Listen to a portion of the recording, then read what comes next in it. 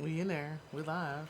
We are live. We are live. What we cheersing to? Just to Cheers be on live, I guess. to be on live. Oh, okay. As I said this morning, I'm living. I'm alive, but I'm not living. Well, I'm living. But I want to do both. Alive and I want to be. living. Cheers to living and being alive. Right. Amen. All right. Amen. Welcome, guys. Okay. Welcome. Hey there. Welcome. Hey there. To our guests who have been. Oh, snap. What happened? I've been on mute. You've been on mute, but not on me. Oh my God. My mom might pick you up, so. It's been a while. I saw the funniest clip today. I just can't get it out of my head. Okay, it was this, it was this lady on Instagram, Just Whitney, and she was on that Dear Future Wifey podcast, and she was literally giving a talk, and her whole unit, her wig unit, fell off behind the couch. Oh yeah, I saw that one. That was funny. She was like, "Oh my god! Oh my god! Oh my god!" I was like, "That's hilarious. The absolute worst," but she handled that with style and grace, and with dignity. And with dignity. Shout out! Shout out! Shout out! All right. Shout out! I just thought that was funny. For no point of anybody's. The first time I saw that, it was really like, bad. Thank God. We thank God. Thank you guys for coming on. It's been a while, baby. It's been a while. It is. It's been a long time. Yes. I shouldn't have left you without a dope quote to step to. All right. A little bit of Leah. A little bit of Leah. It has been a while. It's been a while. We recently recorded our newest lunch note just this past Friday. Right. And that is discussing how to be the perfect Christian. Right? There's such thing as a perfect and Christian. I want you guys to tune in. Tune in. So I can't tell you. Right. that you can. Is there? Come and find out. Right? Of course there's a perfect Christian. It's just that right there. Of course there's a perfect Christian. Of course there's something such as we got to figure out how, who, with, but where, it's for why, you to find out. Right. It's for me to know and you to find out. Exactly. That's what your mom used to say. Leave it like that. That's it. Well, all right. Did you like in the Caribbean look? Well, I got it. We ready for spring. Well, I'm ready for spring. You ready for fall. I'm in July. I'm in June, and you in August. Your leaves are dead. But they cute though. Oh, god dang. Okay. No, I'm just saying they're brown. They're crispy. You get fall. You're autumn. Crispy. I'm autumn. Yeah. Okay. I am spring. I am autumn. I am autumn. Right. That's it. I bring in the fresh year. You bring in the I like the fall. You like the fall? All that's right. the perfect shirt for you because I like you. So that's why you fall for me. That's it. Period. Well, thank you guys. All right, guys. So we're here today and we're talking about church hurt. We are in the third installment of our 4-part series. Mm-hmm. And today we are talking about the unpacking of it all. We're going to introduce ourselves. Right? Well, we will as soon as we give a quote.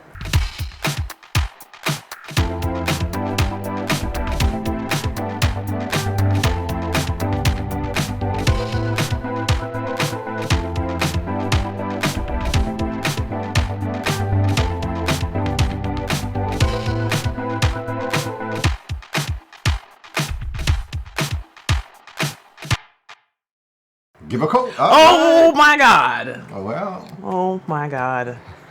Welcome. To church folks be talking. All right. We are live. And living. Amen.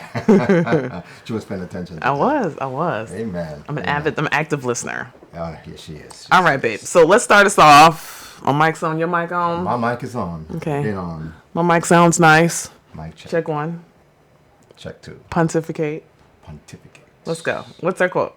Oh, our quote today is very simple and to the point. Mm-hmm. By Ryan North. Said, our brains are rewired for connection, but trauma rewires them for protection. That is why healthy relationships are difficult for wounded people, and that is so true. We are wired, our brain is wired for relationship, for connection, but trauma, we wire it back for protection, so that it's difficult for us to create healthy relationship. All right. So welcome back, guys. My name is Dr. Frankie. My name is Pastor P in the house. Dr. P, either one. In his house. In his house. And we are going to get started, right? Yes, we are. Yes, Okay. we are. Yes, we are. Now, we started back in January we went backwards. You know, we used the acronym HURT. Right. Helping unpack recognizable traumas. Trauma.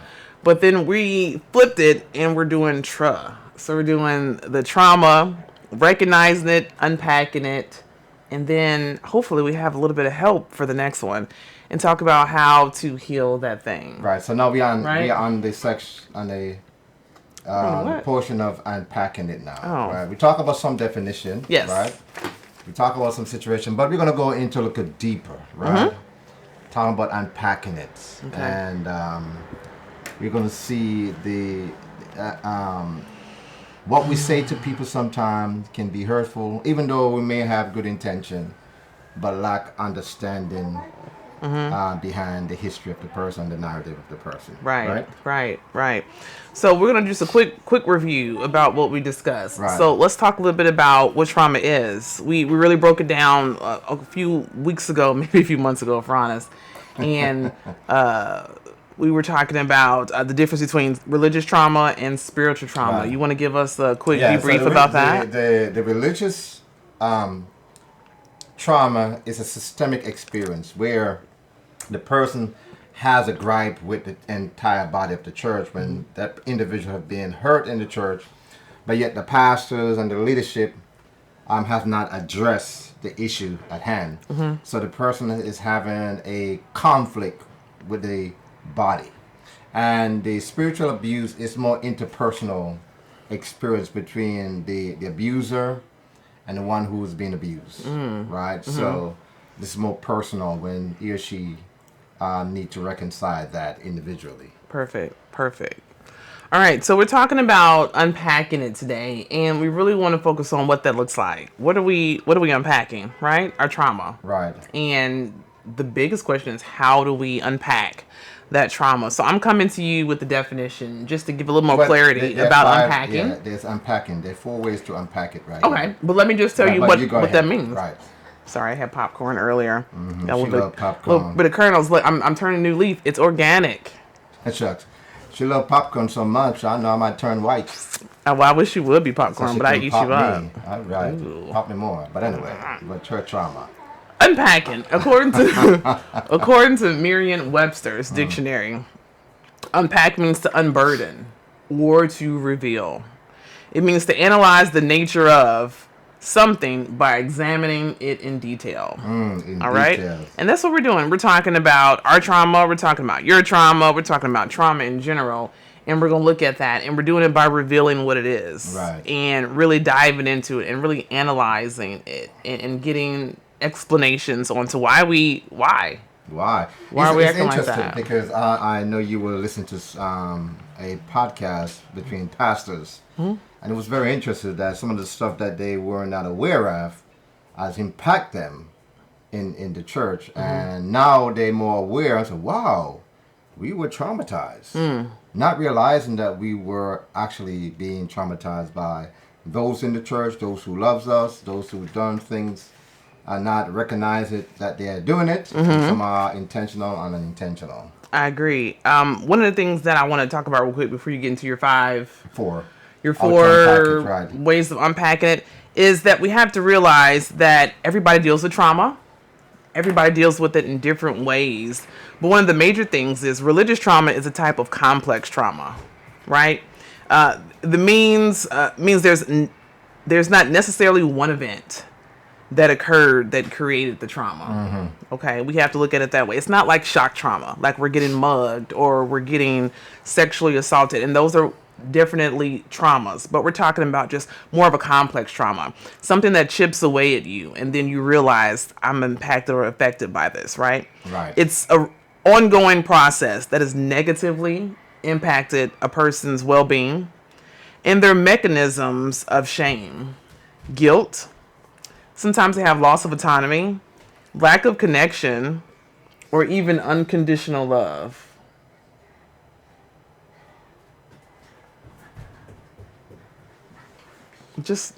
All right. So let's talk a little bit about that and what that looks like. So give me the 4 So ways to unpack how trauma. we unpack the trauma is that we gotta realize the widespread impact of trauma and those in the church ministering to alongside of it. We gotta realize it's time now. We cannot look aside.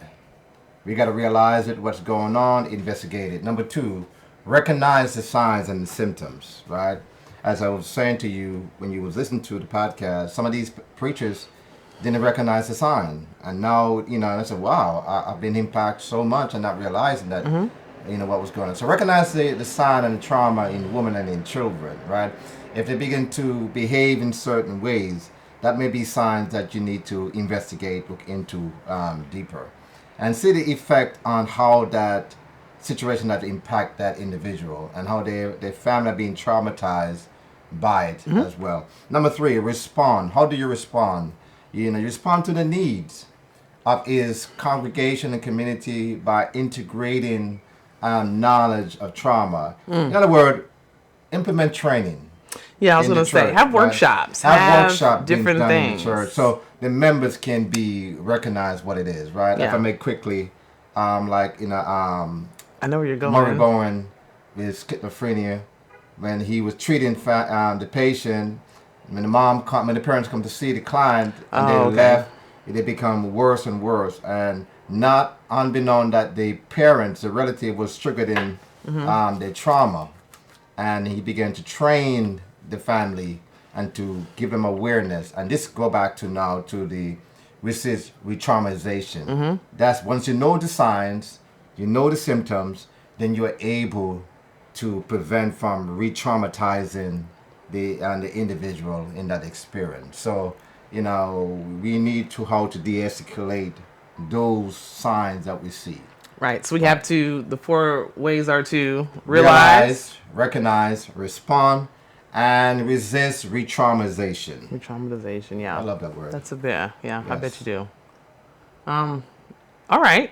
That sounds good. So here's a question that really falls along the lines of your content. How do we deal with trauma in our lives? How do we deal with it? I mean, the first step is just really, as you noted, recognize it. Right. But often, us as a culture, black church, or just black people in general, and maybe other cultures, but I can only speak for mine, we don't talk about what ails us. Right. We're told to, life ain't that hard, get over it. Get over it. Or it'll get worse, learn how to deal with Right, it. And so right. when we have trauma, we're really told to sweep it under the rug and not really Don't talk about it. Right. Don't talk about it. And that in itself is trauma. But then you have to think of, well, how do I deal with it once it's met? Once I meet right, Mr. Trauma, right. how do I deal with it? How do you deal with trauma? I think the question you asked me, how do we deal with trauma, right? I think we have to find ourselves as a safe place, number 1, right? Find who? Find ourselves? Find a safe place where you can feel vulnerable. Okay. To talk to someone that you can trust, right? And now, it's not going to happen overnight, because even the person who's being traumatized, it's going to take them a while to develop trust, right? Oh yeah, definitely. So you gotta really find a safe place where you can talk to that individual and that counselor, whoever that person is going to be. And once you find that safe place, then you're able to make step by step to share your story and what happened in your life. Yeah. Because I remember when I went to counseling back in Louisville, and before I met you, it was really difficult to go, number one, to go there, because as black people, we it's the stigmatization about black people that we don't go to counseling. Because why? Because why do we put that crazy. burden on ourselves? Why did we say don't say nothing? Right? Don't say anything. Why you are suffocating yourself? Why are you suffering in silence? Right, in silence. Right? Exactly. Is the big one, and I hate that for us. And there's a lot, especially men. There's so much that you guys hold on to and you don't freely give because you were told that this isn't supposed to happen. And that's what's the problem, right? So I can't say. So the problem that we don't have biblical role model to say, or just even role models, right? Now, I want to say biblical because, well, that's true too. That's right. true. I mean, because you got to start.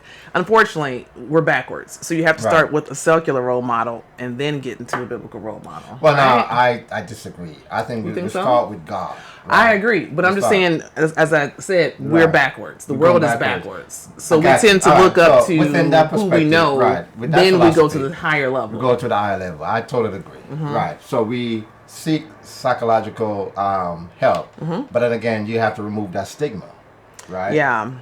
And that's the stigma because, psychologists only see it for crazy people, and that's not true. And that just says a lack of education. Lack of information. And but anyway, the more that our black people go into counseling, that begins to remove the stigmatization and giving people now the comfort zone where they can come in privately and talk about how to deal with it. Their situation. Yeah, I agree. I think that's a big one. One of the major things, too, I want you guys to realize is it's important to talk about it, but as you mentioned earlier, you have to talk about it at your own pace. Right. Right? Because many of us don't know that we're traumatized until it's re-triggered. Right. And exactly, because you keep finding yourself repeating this behavior, you don't know why you keep repeating the behavior. That's a great sign of traumatization. Yeah.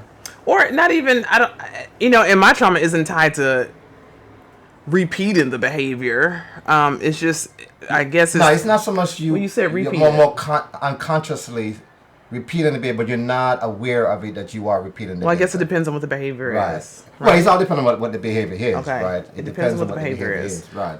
But again, according to medium.com, for the majority of us, when we think about religious systems, most people don't talk about it.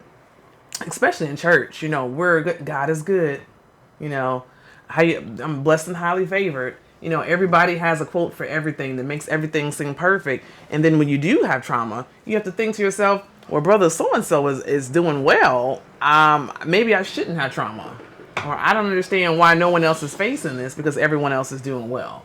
And so I think us as church folks, we really do a great disservice to newer members because we really hide the fact of what we have that's going on. Right. And not to say that we need to be an open book and just pour everything out there because that comes with Christian maturity and knowledge. That's come with development. But one of the things that we, as you go talking about unpacking it, is because shame is part of the big time part of the signs, right? So people who have been hurt don't want to be shamed. Right. Of that information that they're sharing, so they hold it back, right? And that's what it said. It's a negative process. It's a negative process, right? It impacts people, makes them feel shame, right? It makes them feel guilt. But but when you unpack it, right? For example, my foundation is I go to the scripture, right? And then even my own personal life as well. But I look at the woman who were caught in adultery, right? And they brought her to Jesus. And the religious leader, rather than handle the matter privately, they expose her, right? Yeah. Her lifestyle. But but she was not the only culprit. The man was also part of it. It always takes two. It takes two. But they, rather than handle it privately, they expose her, shame her, and they brought her to Jesus. And they want to use the law, the book, the scripture, to justify what they were doing. But unlike how Jesus did it, Jesus did not shame her. Jesus created a safe space for her, where she can feel safe, vulnerable, and willing to open up. Yeah. And once that environment was provided, she was able to talk with Jesus, and Jesus talked with her. Yeah. Another thing that really bothers me is that people don't share their trauma because they internalize it, and they don't share. And what they do is they end up internalizing those feelings, right? And they often blame themselves for the issue. If I only would have done this, if I would have made a better choice of doing this, or I knew I should have said this, or this possibly could be the wrong crowd. And so they internalize that. and they turn it on to them, and they don't see it as an environmental problem. Right, because Right. as Ryan was saying in his quote that our brain is wired for connection. God created us for connection, for relationship, right? But when we are traumatized, it's rewired to protect itself. So, we are looking at the lens now Yeah. in a different lens. So it's hard to create healthy relationship. But the goal is to, as I said before, provide that environment where you can have that conversation. Because once the person feels safe in the environment, they're gonna feel more open up and make themselves vulnerable in some extent Yeah. to begin to share. So the environment has to be The biggest safe. thing with that, to me, I heard you say, is relationships, right? If you aren't building relationships and trauma has really stripped that from you, then how are you going to reach out? How are you going to share, right? I think a lot of the trauma that I've dealt with, and I've talked about it, is really based off of relationships or the lack of, right? Right. Failed relationships, ill-formed relationships, misinformed relationships, you got me messed up relationships, all those things that happen. And it's because I feel like, and I don't share this part, but I feel like I let my walls down and I let people in and I got used. Right. Or I was too kind or maybe too naive because I assume, well, the people in church I got my back. The Right. people in church, I can tell them anything and they'll take it to God. But instead, I told them everything and they took it to the other members. And that is so true. And that's at the it's same time, traumatic. yeah, that's traumatic. But you know something, though. One thing I would say, though, there come a time when those who have been traumatized, eventually, as takes time, as they see that you're creating that safe space for them to come Yeah, into, it is the worst feeling. they're going to see the difference. They're going to see the difference. But the progression may not as been as quickly as possible, but they're going to take time, right? Yeah. And it's true. And What, to like I said, heal or what? to open up to bring in the process, because once they feel safe, that's the first Yeah. step towards healing. But let me also say what you said too. When you open up to people and you thought that they're going to protect you and protect your interests, and then all of a sudden, they kind of stab in the back. You weren't expecting that coming from that angle. Yeah. And now it's a wow. And now you're looking at everybody sideways. I mean, right? you have to look on everybody's side You know? because now you have been hurt, you have been damaged. Right. So when you're in a damaged mode, you're looking at everybody on every side of the eye. But here's the thing, and this is the thing that I learned when we first came to New York City. There are a lot of people who have been traumatized. And now as we're having this conversation, I realized the reason why they did not open up or the reason why their walls are so high is because of past trauma. Right? When we first came here, we were like, hey, let's do this. We need friends. Friends. Right? To this day, we still have like this many friends. Right? But our goal was to come and cultivate and create a community. And unfortunately, it was not easy as we thought. Like, everybody was so guarded. Everybody was so standoffish. Everybody was so protected that we couldn't even get out authentic and true conversations with people or relationships. And we used to always say, and we just said in one of our gaslighting episode, are we crazy? Because I know we're awesome. So why are we being denied relationships, right? At least I know I am, but so are you. But why are we being denied relationships? And it's probably because the people that we were trying to create relationship with potentially had trauma. And we know that because we've heard a couple stories from some of the people that we've talked to, not directly, but they've had wider conversations, and they were told, as a pastor, I can't do this. As a pastor's wife, you shouldn't talk to so and so. Right. As members of the church, keep your personal life private. But how is it any way to live? Right? How's it any way to cultivate relationships? Right.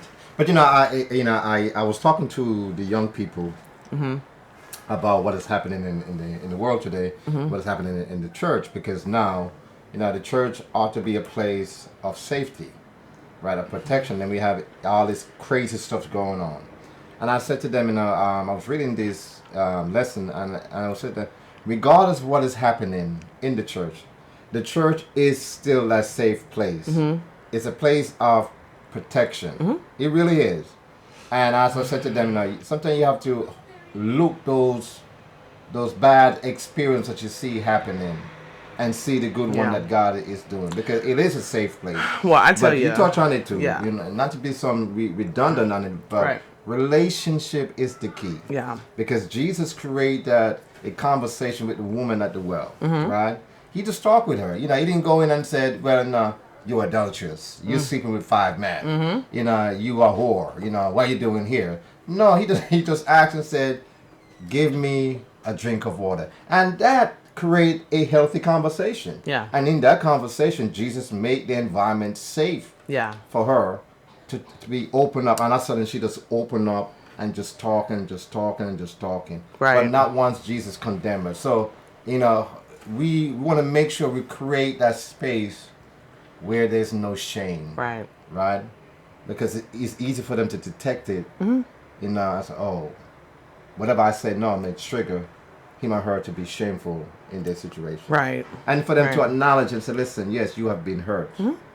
You know, you have been damaged. I know I have, I don't have, but at one point in time when all the churches were having like the series of people coming in and shooting and getting robbed and all that, I had significant anxiety about that. So much so that every time you got up to preach, I could not help myself but stare at the back of the vestibule, right? I think everybody was on the edge. I was just like, oh my God. Oh my Everybody's on God. the Like edge. every time someone came in and they were like a person that I wasn't familiar with, or they were a new member, I really looked at them really suspect, right? I was like, Listen. I was checking pockets, like, I don't know what's in that, but Deacon, check them out, right? Right. Because I was just like, But this the is man not will stay how in the back door. The man will stay in the back to I make love sure our deacons, everything's- but yeah. our deacons ain't running no blocks, knocking nobody down. Trust me, Right. you kind of mind them. But here's the thing, that Unless that adrenaline kick in, then I Right. guess we good. A prime But that's example. trauma. That's Right. trauma. That's trauma, right? That has can create- nothing to do right, with that can- me, that but can it's create- indirectly right, that can create makes me trauma, fearful. right?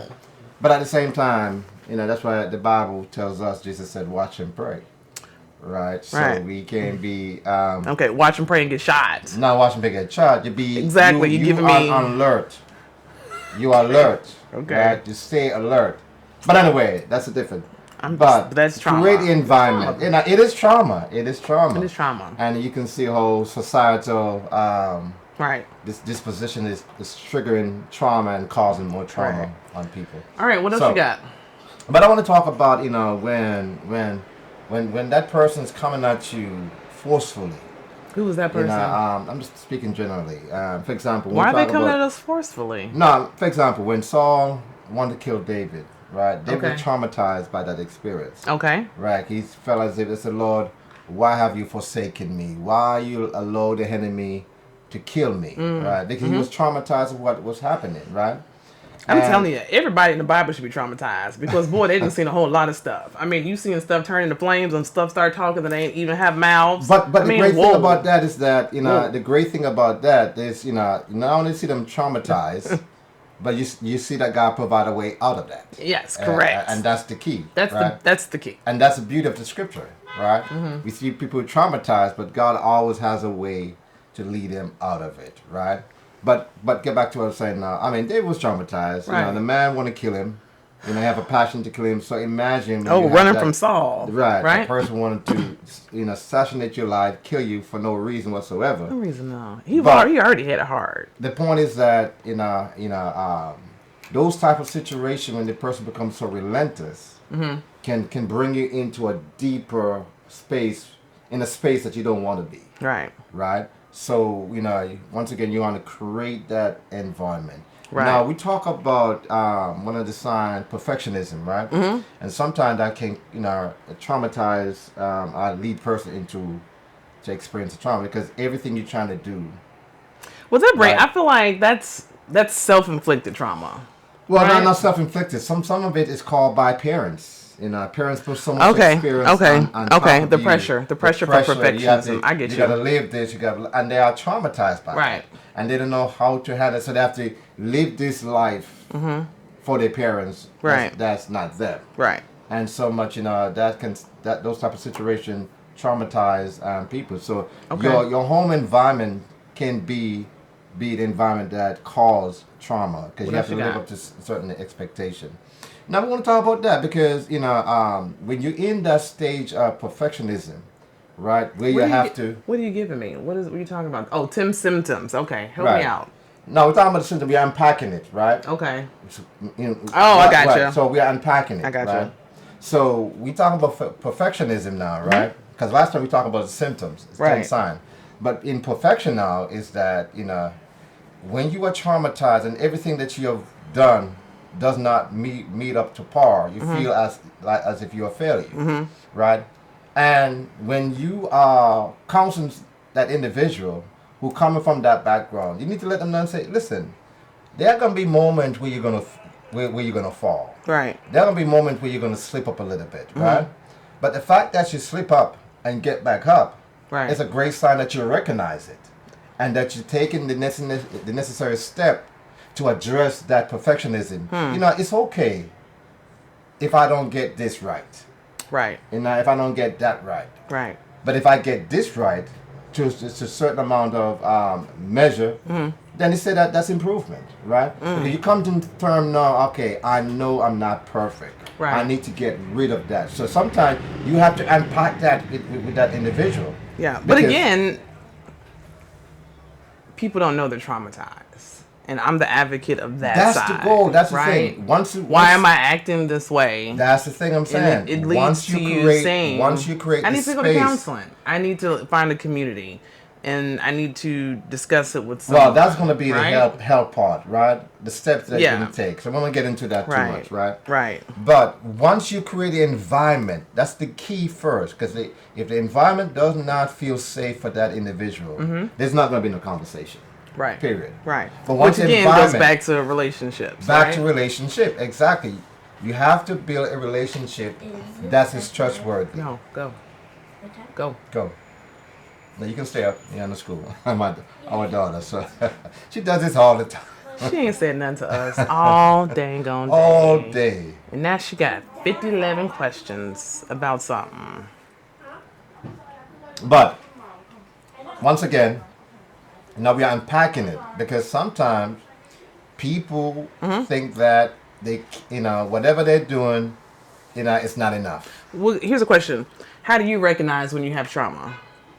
How do I recognize that you've had trauma? If I have trauma. When did you recognize it? Because the goal is, if we're unpacking it, right? We have the trauma. We recognized it, right? And then we're unpacking it. But go a step back. When did you recognize it? Were there behaviors that looked of the individual? No, of you. Your trauma. Okay. Were there behaviors that were out of normal from your usual self? Were people saying, Pedro, something's not right. You're off. Or why are you acting this way? Right? You have to really drill down into those bits, right? And then once you say, you're right. You're not acting like yourself. I always say the telltale signs of my disappointment or my being upset or sad is that I immediately shut down. Well, sometimes they would tell me. And so I know those are my signs. Even if I don't recognize them, but if I am not as loud as I usually am, Pedro will say something's wrong. Right. Right? If I'm not. For me, people said, Pedro, your countenance don't look right. Which is what? I would come in and smile a lot.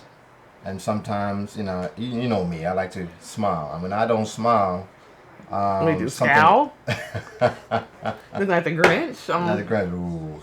No, but I can't say I have reached a place in my life when I've been traumatized. But I can say, for example, our experience when we were going through it. One day I sat in the living room, and that's when it hit me. I said, oh my God, this experience is really doing us in real bad. I felt like I became so tired. Right. That's one of the signs. That's another sign. Yeah, you get weary, right? Exhausted. You can't do anything else. Exactly. I was exhausted, and with that was confusion. I'm thinking, okay, what do we do? Yeah. We're trying to figure out what we have done wrong. Right. And I felt so exhausted and so tired and so overwhelmed. And then, like I said, my spirit did change a little bit. Right. Sadness. So those are some of the signs that I kind of pick up. And I think it's important too, as we talk about it, and we're going to expand on that for the helping and healing. It's important to have a community around you that you trust that can see those signs, right? Right. That are really paying attention to you. So you have to have the people that know you and the people that are trusted in order to get you to where you have to go, right? Right. So here's my question: what is the role? What is the church's role in helping unpack recognizable trauma? But Where does the church show up? well, we talk about that initially when we started, and that is, have workshop, right? We want to educate the member, let them see the sign, what that looks like, right? With people who have been traumatized. So the more that they're educated about it, Yeah. they're able to help those within the church, Okay. and those who are coming in, And also have a safe space. right? The safe space, right? For that. We were having, our church was having a Zoom, one of our churches were having a Zoom this evening, and they're having grief and loss meeting. Yeah, grief and loss. But yes. it's over Zoom. And when I saw the paper circulating, I was like, I need one of those. I need one of those because I still have grief. But then I immediately thought to myself, I don't know I'm like that. I don't want to share. But you and I, we did a episode 2 That's part, just me and you. And we're grief- talking to your grief people who matters, will eventually right, listen. right. But I'm saying if it's a Zoom call, it's me and other boxes. And I got to Right. pour my heart out to people that I don't know right. well enough. And I think that's a big And that's a issue great too. point. That relationship, you have to create healthy. Yeah, relationships. like I was like, oh my God, I need to get on this. I literally Right. cried about my mom Friday. Just a quick second. I picked that. A quick one. Yeah. I got really sad. Yeah. And I was like, golly, I just can't shake it. And I want to share. I want to talk about it. I want to have people to say, sis, this is what I feel this too. I want to have a group that I can do that with. But then I thought to myself, no, you're not going to get me. That's in my head. I was like, you're tricking me. Why am I sharing with people I don't know like that, right? And it's unfortunate, even though it's church people, that's where the burden of my traumas have came from. Right. So they're giving me the tools to help me with my trauma, but I'm refusing it because there's no trust. But here's the thing, though. I would say this here. I can't speak on your experience. And they might. It's probably It's probably a lovely Zoom meeting. Yeah. What I'll say is I know when I went to Louisville, Kentucky, into the ministry, and I went to the bookstore, and the person who was working in there was a white individual. Didn't approach me, and as soon as a white student came in, he went over to those white students, and I stand there and literally said, I said, wow, I think I am black. But I know I'm black. I know I'm black. But I said, wow, this person just totally ignored me. Yeah. And went over. But as my journey in seminary began, right. God began to show me that not everybody of that color are like that. No, definitely not. And that's my point. Yeah. God will send people in your life. Now, not initially. You're not going to receive it right now. I accept them right now. Right. As you said, you have to create relationship. Mm-hmm. But as you start on your journey, right, you're going to know the difference. And you're going to see the difference. Mm-hmm. Right? You're going to see the difference. So it's important to not so much, and that's the thing. When you're hurt, you tend to categorize everybody. You put everybody into that box. And sometimes it's not that you did it intentionally, but because it's your pain, it's your mind playing tricks on you. I was teaching your a class. Your mind creating a different reality. Yeah.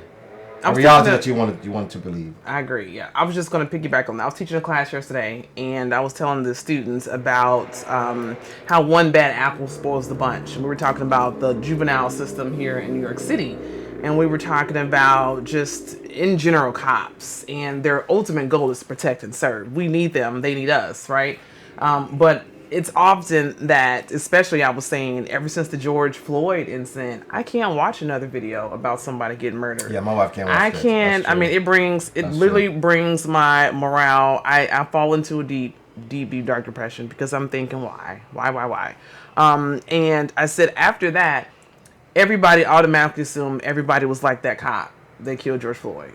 And we know it's not true because people have cops in their family that are amazing. We have people that are just amazing.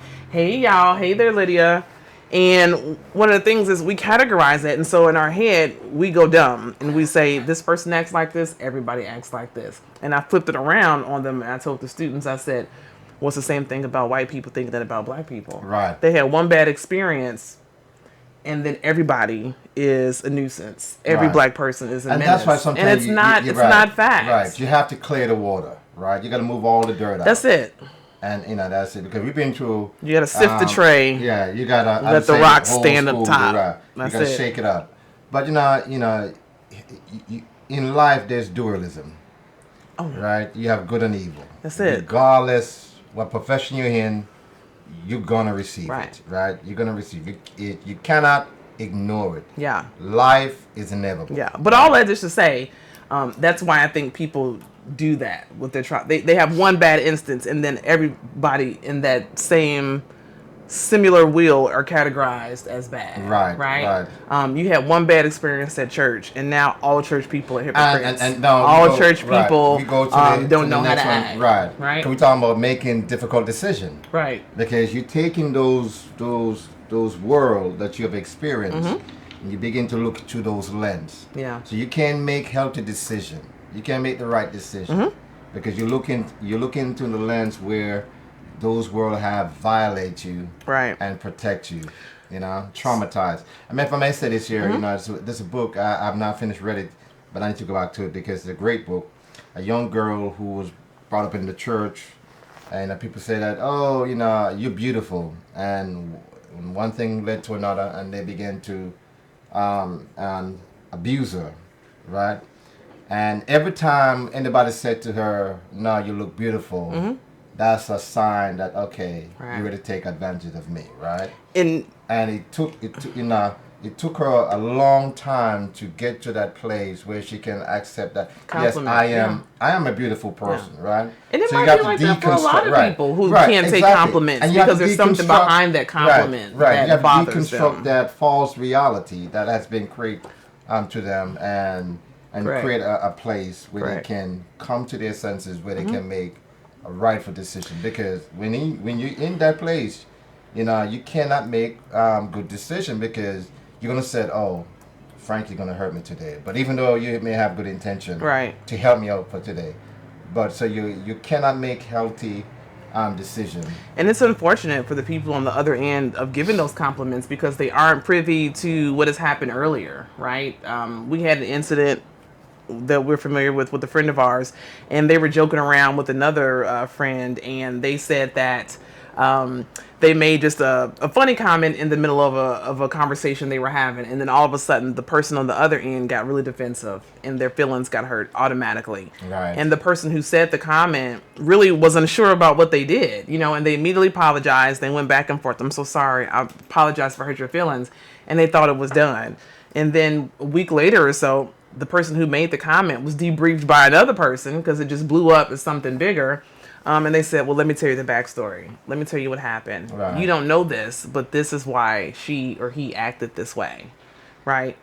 And a lot of times we don't know those things. We don't know people's backstories. Again, because no one shares. Right. Again, because everybody's perfect. Again, because no one trusts anybody.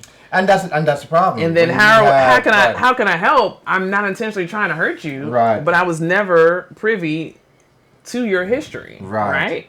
And a lot of it is if we're not upfront, if we're not sharing our past histories with other people, and then all of a sudden we find ourselves offended, how can we call ourselves to actually be mad at those people? Yes, because I never told you that. Yeah, but right? it's go back to again trust. Yeah. Trust is a rare commodity today. It really is.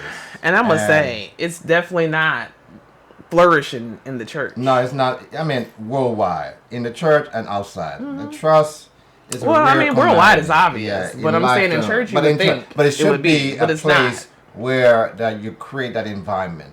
But it's not, and we don't have trust. It's hard to want to share your experience and what happened. I'm not saying you need to tell your whole history. Oh, definitely. I mean, no. I think there's certain things you need to keep to yourself. But I privately. think, don't get mad at me because I didn't know. But right? you can't blame the person. I mean, get mad because your trauma was triggered. Right. But don't blame me for that because I really didn't know. And you know what I'm saying? I feel like sometimes we step on eggshells because we're not sure how people are going to react. Right. Even this individual, we're talking about this individual that was living in Louisville, Kentucky. Right. So it's at the end of the day, it's a learning experience, right? There it is. And then it's a lesson for you. It's a lesson for all of us. Not to re-trigger. Yeah, not to re-trigger. Because sometimes we say things not realizing. And that's why I preface by saying, when Murray Bowman was treating his patient who has schizophrenia. Yeah. And the parents came visit their loved one. But after, the patient was getting better. But after the family left, they get from better to worse again. We got that. And they got re-traumatized. But that's what I'm saying. Yeah. You have to, be open up, as you said. Create that relationship where the person can know a little bit of your history so that we don't intentionally or unintentionally. Or even if I don't want to put a person on the spot to give them that responsibility to share everything, I just think we have to create spaces, right? It's important to create spaces to be able to share, so then it's disseminated amongst everybody, and so everybody is aware of it. Because the worst part about trauma is to have to retell it to everybody. Right, and you can't do this because I was traumatized. You know what I'm saying? You can't go around to everybody with a little trauma card and say this is why I'm traumatized. Right. Please tread lightly. And right? one other thing that we need to talk about too, as we go on here, is that it's a loss of community, because when that person is being traumatized, how many? You got 10? I'm not going to 10. Okay. Okay. We have a loss of community, right? I mean, because you were just scrolling. I was like, it's a loss of community. We're talking about unpacking. Because when the person is traumatized, they begin to isolate themselves from the community. And now there's no safety anymore for them. A safety net there for them where they can receive help and support. People don't share and internalize the trauma because they're afraid to lose their community. Maybe that's all they got. That's a good one. And if they decide they share this, everything of the foundation that they know that is in existence is no longer there. And especially if the perpetrator is within that community. Correct. Right? And so, again, then you'll feel the shame. You'll feel the guilt. You'll feel the loss of connection. Right? One of the reasons why a lot of people write books and they talk about trauma that happened 30, 40 years ago is because they were fearful that if they did that before, they would lose everything. Right. And so now they're in a different space, different headspace, maybe literally a different location. They can write about these things and they are able to express it then. A lot of people, especially women, who come up and say they've been sexually abused, it takes them years to bring that information to the surface. And people vilify them and say, why didn't you say that right when it happened? Well, look how you treated me 30 years later. And then, so I couldn't even imagine how I would feel if I told you the same day or the day after. Right. And then I'm victimized. And one other thing is that... loss of community. Right, loss of community. And one other thing is that when you are in that situation and you're going through what you're going through, people might think, oh, Frankie, you didn't have enough faith to X, Y, and Z. Oh. And then all of a sudden that kind of trigger your relationship in that community. You remember we were talking about suffering for a purpose, and I was saying that I said that I was battling with depression. I was battling with anxiety, and one of the reasons why I didn't share was because I felt like I wasn't a good Christian if I was afflicted with depression. I didn't. Only if I had enough faith, only if I believed enough, better things would happen. Right. Only if I prayed enough, or only if I didn't do X, Y, and Z, then God will bless me. And since I'm not doing that, I am not Christian enough to do it. And a lot of people deal with that. So my question for that is, how do you make time, as we're trying to wrap it up, we're just having a conversation, but how do you make time and find tools to deal with your trauma? How do you make time to find tools and to do you have time? How you have to make time. You have to make time. Right. And find tools to deal with your trauma. The way I begin to deal with my own semi-trauma, not maybe as extreme. Did you call it semi-trauma? Yeah, semi-trauma. Okay. Yeah, because everybody's trauma is different. Yeah, the level of it is different. Even if it's a modicum of trauma, it's still trauma. For example, as I do a series on sleeping with the enemy, depression, right? In church. And one of the... I was like, what's happening here? What's happening here? But the thing is that... her name depression. the more I study, the more I read, and more I come upon great Christian men and women that God has used tremendously. My God is to see, man, they themselves struggle with depression, as Charles Spurgeon did as well. So when you see those people like that going through, it gives me a sense of comfort to know that if they can go through that and experience that level of depression, I know for a fact I can go through it with some help. As with the community of faith and others who within the family that we can trust to help me go down that road. So the more I see people life who God have used mightily and see their weaknesses and what they struggle with, it kind of strengthened me, encouraged me. I agree. Just as great examples inspire, also do those alternative examples. Right. We have a prayer call on Tuesdays, and I was sharing. As I said, I'm overly transparent, and I share with this group because I feel safe, and I appreciate them giving me a platform to share. So I've cried. I've talked about a majority of things, but one of the things that really encouraged me is when we're on these prayer calls is that I hear everybody else's vulnerability. And I hear everybody else really going through it. And I'm just like, well, this isn't Sunday service at all. Right? Everybody's looking good on Sunday. God is good. God is great. Amen. Let's go get dinner. But then we really don't get down to the meat of why are you in church today? Why did you go up to the altar? Who were you praying for? And what were you praying for? And so when we have these prayer calls, we're really able to analyze that. So once again, and talk about it. Once again, the space was provided. The space is there, and I always, I've on numerous occasions, I've thanked one of the sisters for inviting me there because I haven't had that in this whole time that we've been at church. It was to find that space where I could share freely, or even just ask the comment, and instead of feeling like it's being judged, I am being prayed for, and I feel. You can I don't want to say I can identify. I feel appreciated. I feel like it's just not me with the struggle. Exactly. And so that's and that's all I needed was to know there was a space, as you said, and I'm up every Tuesday at 6. Like that's all I ever needed was to know. That's amazing. And I'm a professional sleeper. She is. And so she get up every Tuesday. Who get me up at 6 o'clock in the morning to talk on the phone? Pedro. Oh, okay. I do wake up from later. And that's what I'm saying. You take people in their most vulnerable state, and I didn't even recognize I needed it as much as I do, but I look forward to it. But the key point that you made is that the environment was provided where everybody was transparent. And I was actually given an opportunity to listen first. It wasn't, hey, come and talk, come, blah, blah, blah. Because it would have never been set up that way. It was, hey, listen, pray with us, sit, and then when you're ready. And that's all I ever. No pressure. That's all I ever needed. And so I think that is required for the majority of us. Hey, come, sit, listen. No pressure. And then it works out on its own. And so sometimes we really push it. We really push it forward to make people want to share. No. Because then people have, what's the motive? They push back. What are you trying to get from me? They push back. How is this going to be used? Right? And so I know in this group, I feel safe, and I know that what I'm saying isn't going to go outside of that in an skewed content. Because if it is, I know your stuff too. Right? So you can't tell my stuff without your stuff getting out. And so that creates... But it's a question of how do you know they're telling this stuff when it falsifies it? I'll be darned. I'm just joking. But I don't know. Don't do me like that.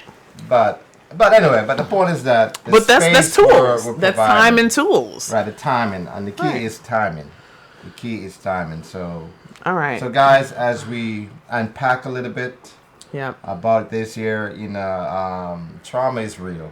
Right. Oh, and I had a question real quick. What's the question? How do we show up, and maybe we can use this for next week, how do we show up in places where the trauma has occurred? Oh, wow. Or is a resemblance of that trauma and still be effective? Right? I was writing notes about that, and I thought about our story. Well, you can give one. My trauma occurred in church. I'm a pastor's wife. I got to show up every Sunday in the same house where I was hurt. And I still have to be effective without everybody knowing what's happening with me, because I can't share because I don't trust, but I still got to show up. But you already answered the question with your own personal example. Which was? When I just related, you was driving through, you have panic attack. Oh, yeah. And now you can go through it now without having that. But it takes a time, and that's the key. It takes a time. But I was just thinking about, how do you have to re-show up? Because that was just a place. But I'm talking about a physical institution. Once again, you want to make sure the person is at a mature level where they are, where you said, okay, where you provide the environment. Right. It's transparent. Right. It is safe for that individual. Right. And the next step now is that when you see the person's making those healthy steps, those concrete steps, then the next thing is this, okay, let's make a baby step to go back in that environment. But here's the hardest part. But you might we're supposed to be done with this. But here's the hardest part. No one knows the trauma because I can't share the trauma. Right? And a lot of, because I said, again, it's internalized. Nobody know the trauma, but here's the thing, and that's why. And just in general, and it's not even me. People still show up at work, and it's a toxic work environment. People still show up at family reunions knowing so-and-so ain't working out. How do we return to spaces where we've been traumatized and still be effective? Well, I'm not going to jump in a little bit. I know we're supposed to be done here. We are. But it's a good question. But this is where the teaching of Jesus comes in now, right? Where you have to find room in your heart to forgive that person. Yeah. And sometimes you have to really, even though you have not done anything wrong, and that's the painful part of that, right?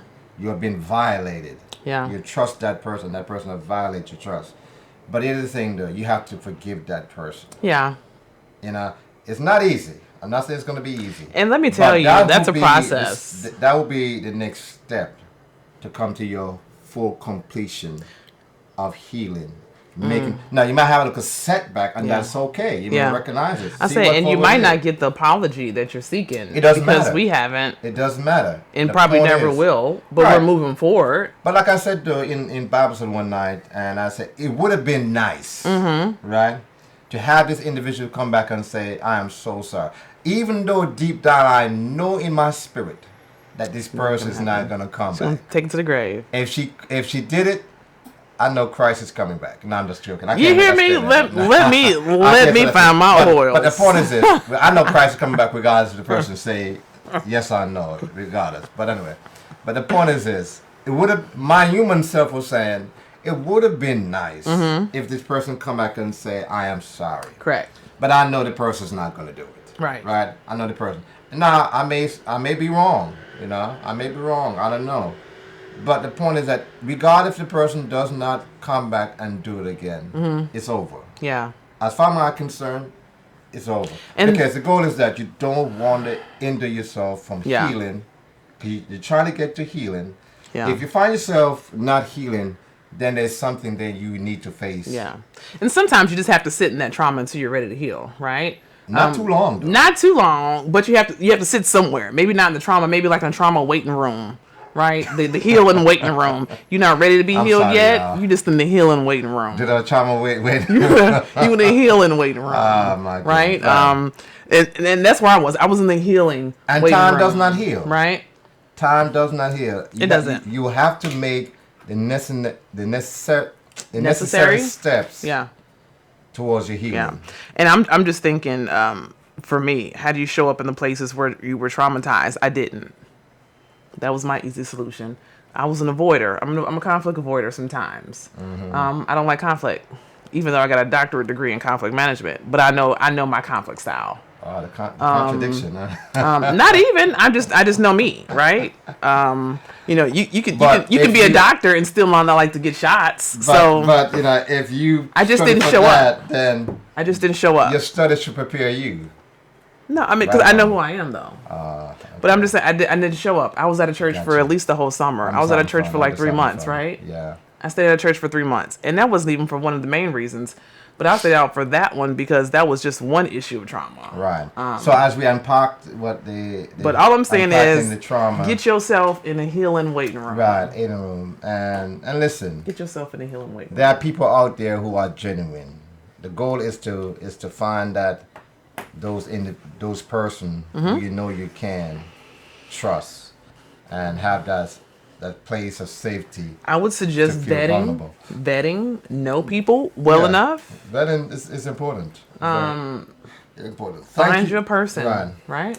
Yeah, find you that person. Find you that person. Thank you guys so much. All right, so next week we're going to talk about the final part of the series, helping and healing. No, we can't do it next week because next week we are on. I didn't say next week. I said the next series. Oh, I thought you said next week. You got them all up in our timeline. Oh, I thought you said next week. I said, babe, no. It could be next week if I post it the week before the next time. Oh, okay, we're going on next week. And see, don't be looking for us online. Yeah. Yes, you are. I'm going to be posting anyway. Yeah, she be posting. I'm tripping. I'm going to be all over IG. Yeah, she going to be posting anyway. Y'all going to see this outfit again. Quit tripping. All right, thank you guys so much. I'm Autumn. Thank you. Spring. I am Autumn. I am Spring. I'm Spring. And we are Church Folks Be Talking. So we thank you guys. Thank you for guys showing so up. Much for thank showing you for up, hanging out. Make sure please subscribe. Reshare. Subscribe. And send your question in. Send your question. Send us some money. So if you have sent some question in. We ain't got no Cash App. Yeah, you can find us on where again? Oh, you know what? Our Spotify takes donations. Won't you be so kind? To drop a little dime. A little penny. Penny drop some pennies. A lot of pennies. We need a lot of Lord knows we need a lot of pennies. All right. But whatever you can support. So subscribe. You can find us on all your major platforms. And please tell your friends. Tell your friends about it. Tell a friend to tell a friend. Tell your friend to tell a friend. We really want this to. Our goal of this is to be informative and to know that you're not alone. And to know that people like us, people like you, regular people struggle in the same areas that you struggle. Right, exactly. Right? Right. And we want it to be a platform where you can feel vulnerable, safe to talk. And like I said, it's not a platform to judge no one. It's a free zone, free judgment zone here. We're not going to do that. All right? We're not here to bash anybody also.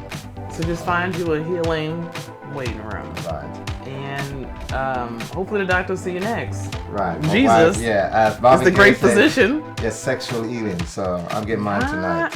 So good night. God bless.